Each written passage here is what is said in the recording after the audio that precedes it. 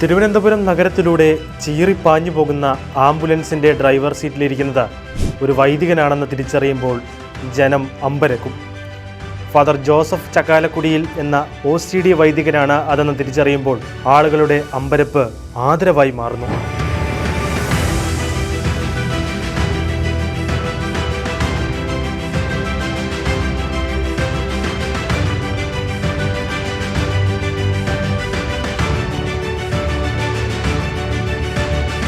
ഞാൻ father Joseph ചക്കാലക്കുടിയിൽ OCD കർമ്മലീത്ത നിഷ്പാദക സഭയിലെ മലബാർ പ്രവിശ്യയിലെ ഒരംഗമാണ്. പിന്നെ തിരുവനന്തപുരത്താണ് ഉള്ളത്. ബെൻസിയർ ഹോമിൻ്റെ ഡയറക്ടറാണ്. 2019 ബെൻസിയർ ഹോമിൻ്റെ പണി പൂർത്തിയായി എന്നെ സമാധികാരികളെ ഏൽപ്പിക്കുന്നത്. ഇവിടെ 30ഓളം റൂംസുകളുണ്ട്. ഈ 30 റൂംസുകളും RCCയിൽ ചികിത്സയ്ക്കായി വരുന്ന ക്യാൻസർ പേഷ്യൻസിന് ഫ്രീ ആയിട്ട് ഫുഡ്, അക്കോമഡേഷൻസ്, ആംബുലൻസ് സർവീസ് എല്ലാം കൊടുക്കുന്ന ഒരു സങ്കേതമാണ് ബെൻസിയർ ഹോം എന്നുള്ളത്. അപ്പോൾ അതിൻ്റെ ലക്ഷ്യം എന്നുള്ളത് തന്നെ നിർധനരായ പാവങ്ങളായിട്ട് തന്നെ ഇവിടെ ഈ ട്രിവാൻഡ്രം സിറ്റിയിൽ വന്ന് അഫോർഡ് ചെയ്യാൻ പറ്റാത്തവർക്ക് വേണ്ടിയിട്ടാണ് ഈ സെൻറ്റർ ഉള്ളത്. അതുകൊണ്ട് ഒത്തിരി പേര് എല്ലാ മാസവും വന്ന് പോകുന്നുണ്ട്.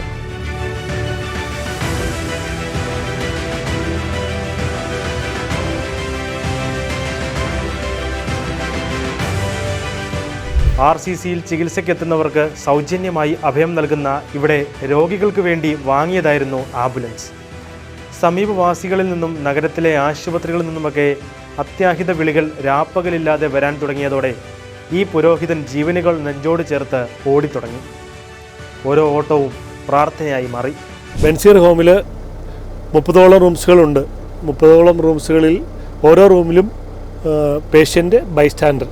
അപ്പോൾ പേഷ്യൻ്റ് തീരെ വയ്യാത്ത ആളാണെങ്കിൽ ഒരു ബൈസ്റ്റാൻഡറും കൂടെ, അങ്ങനെ 3 പേർക്ക് താമസിക്കാവുന്ന തരത്തിലുള്ള റൂമുകളാണ്.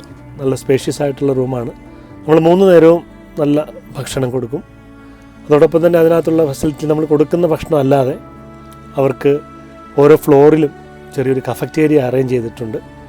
അവിടെ ഇൻഡക്ഷൻ കുക്കർ, മിക്സി, ഫ്രിഡ്ജ് ഒക്കെ വെച്ചിട്ടുണ്ട്. അത് അവർക്ക് യൂസ് ചെയ്യാം. അവർക്ക് ആവശ്യമുള്ള ഭക്ഷണങ്ങൾ അവർക്ക് തന്നെ ഉണ്ടാക്കി കഴിക്കാം.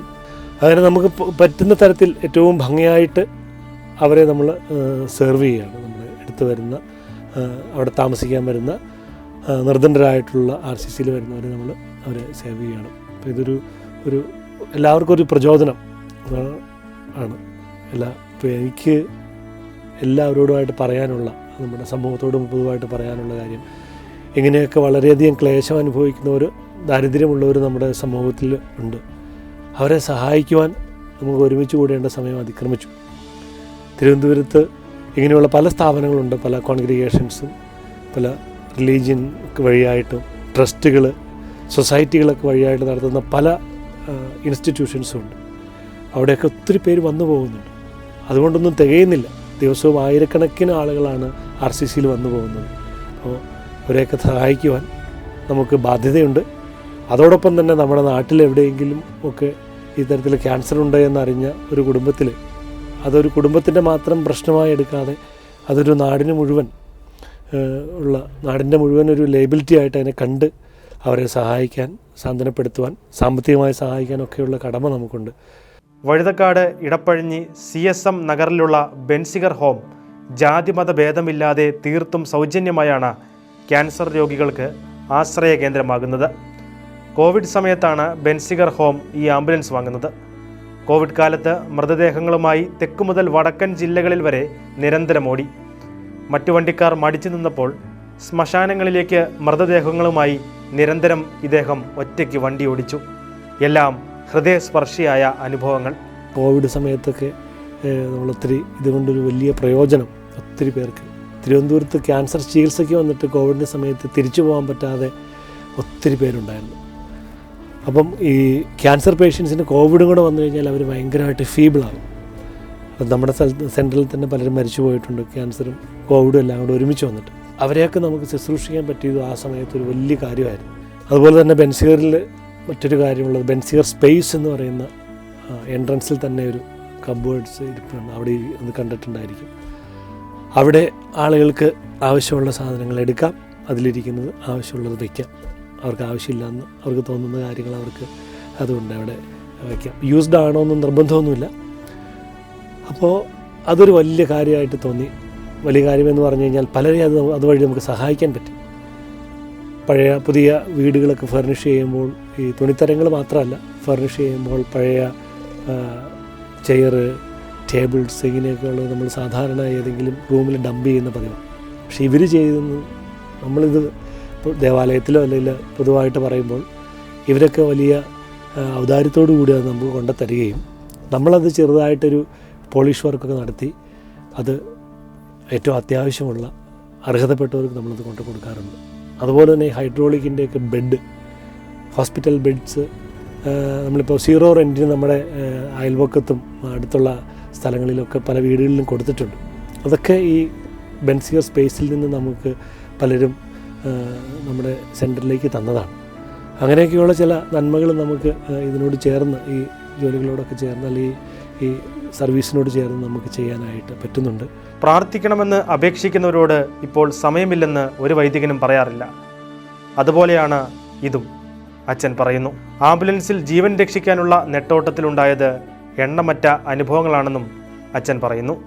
കോവിഡിൻ്റെയൊക്കെ കാലം 2019-20 കാലഘട്ടങ്ങളിലൊക്കെ ഈ ആംബുലൻസ് കൊണ്ട് പോയാൽ ഒരിടത്തും നിർത്താൻ സമ്മതിക്കില്ല. എവിടെയെങ്കിലും നിർത്തി അന്നേരം തന്നെ ആളുകൾ ഇറങ്ങി വരും, എന്താ ഇവിടെ നിർത്തിയിട്ടിരിക്കുന്നത്. വഴിയിൽ നമുക്കൊരു ചായ പോലും കിട്ടില്ല. ഒന്നാമത്തെ കാര്യം, ഏതെങ്കിലും ചായക്കട ഉണ്ടെങ്കിൽ ആംബുലൻസിൽ നിന്ന് ഇറങ്ങി ചെല്ലുന്നെങ്കിൽ ചായ പോലും നമുക്ക് കിട്ടില്ല. നമുക്ക് ഷീൽഡും ഒക്കെ വെച്ചുകൊണ്ടാണല്ലോ നമ്മൾ വണ്ടി ഓടിക്കുന്നത്.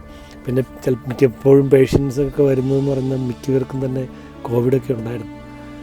അപ്പോൾ അതൊക്കെ തന്നെ അതിജീവിച്ചുകൊണ്ടുള്ള യാത്രയെന്ന് പറയുന്നത് പല സ്ഥലത്തും പല ദിവസങ്ങളിലും നമ്മൾ വാഹനത്തിൽ പോകുമ്പോൾ, യാത്ര തുടങ്ങുമ്പോൾ എന്തെങ്കിലും കരുതി നമ്മുടെ വാഹനത്തിൽ വെച്ചാലല്ലാതെ നമുക്കൊന്നും കിട്ടില്ലാത്തൊരു സാഹചര്യം ഉണ്ടായി. അതുപോലെ തന്നെ ഇൻ്റർ ഡിസ്ട്രിക്റ്റ് റെസ്ട്രിക്ഷൻസ് ഉള്ള സമയമാണ്. അപ്പോൾ പലപ്പോഴും അടുത്ത ഡിസ്ട്രിക്റ്റിലോട്ട് നമ്മൾ കിടക്കുമ്പോൾ അവിടെ സമ്മതിക്കില്ല. ചിലപ്പം പേഷ്യൻറ്റിനെ കൊണ്ട് തന്നെ തിരിച്ചു വരേണ്ടി വരും. അരി പോലും ഇല്ലായിരുന്ന സമയങ്ങൾ നമുക്കുണ്ടായിരുന്നു. 10-70 പേര് നമ്മുടെ സെൻറ്ററിലുള്ള സമയത്ത് അരി ഒന്നും ഇല്ലാത്ത സമയം എന്ന് പറഞ്ഞാൽ അന്ന് മേടിക്കാൻ കട തുറന്നിട്ടില്ല, സാഹചര്യങ്ങളില്ല. അപ്പോൾ കൗൺസിലറും നമ്മുടെ അവിടെ അടുത്തുള്ള കോർപ്പറേഷനിലുള്ള അതിൻ്റെ ഉദ്യോഗസ്ഥരൊക്കെ നമ്മളെ അന്വേഷിക്കുകയും അവിടെ വന്ന് നമ്മളെ സഹായിക്കുകയൊക്കെ ചെയ്തിട്ടുണ്ട്.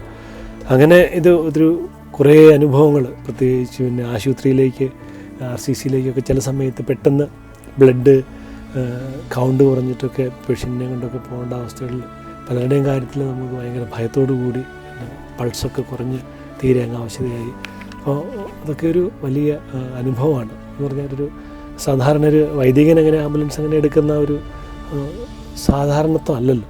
പക്ഷേ ഇത് നമ്മളെടുക്കുമ്പോൾ നമുക്ക് തോന്നുന്ന, അല്ലെ എനിക്ക് തോന്നിയിട്ടുള്ള ഒരു അനുഭവം എന്ന് പറഞ്ഞു കഴിഞ്ഞാൽ അത് എൻ്റെ കുടുംബത്തിൽപ്പെട്ട അല്ലെ എൻ്റെ സെൻറ്ററിലുള്ള ഒരു വ്യക്തിയുടെ വളരെ അത്യാവശ്യ സമയത്ത് എനിക്ക് ആത്മസംതൃപ്തിയോടുകൂടി അത് ചെയ്യാനായിട്ട് പറ്റി, അല്ലെ തീഷ്ണതയോടുകൂടി അവിടെ കൃത്യസമയത്ത് എത്തിക്കാനായിട്ട് പറ്റി എന്നുള്ളതൊക്കെ ഒരു വലിയ വലിയ ജീവിതാനുഭവമാണ്.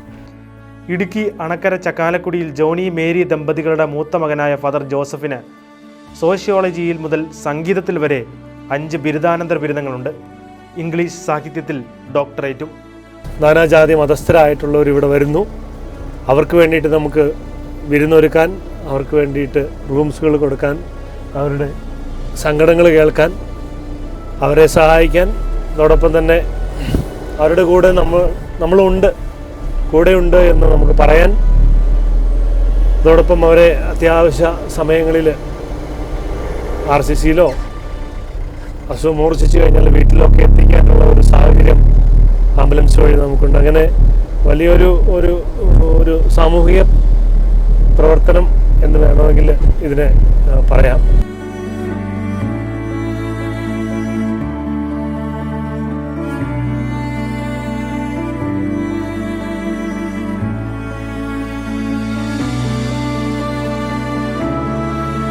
നമ്മുടെ ഇവിടെ ബെൻസിഗർ ഹോമിൻ്റെ എല്ലാ ഫ്ലോറിലും ഓരോ ചെറിയ ചെറിയ ലൈബ്രറി ഉണ്ട്.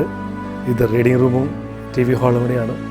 അപ്പോൾ എല്ലാവർക്കും പുസ്തകങ്ങൾ വായിക്കാനും ശാന്തമായിട്ട് ഇവിടെ ഇരിക്കുവാനും TV കാണുവാനും ഒക്കെയുള്ള ഒരു സാഹചര്യം നമ്മൾ ബെൻസിഗർ ഹോമിൽ ഒരുക്കിയിട്ടുണ്ട്.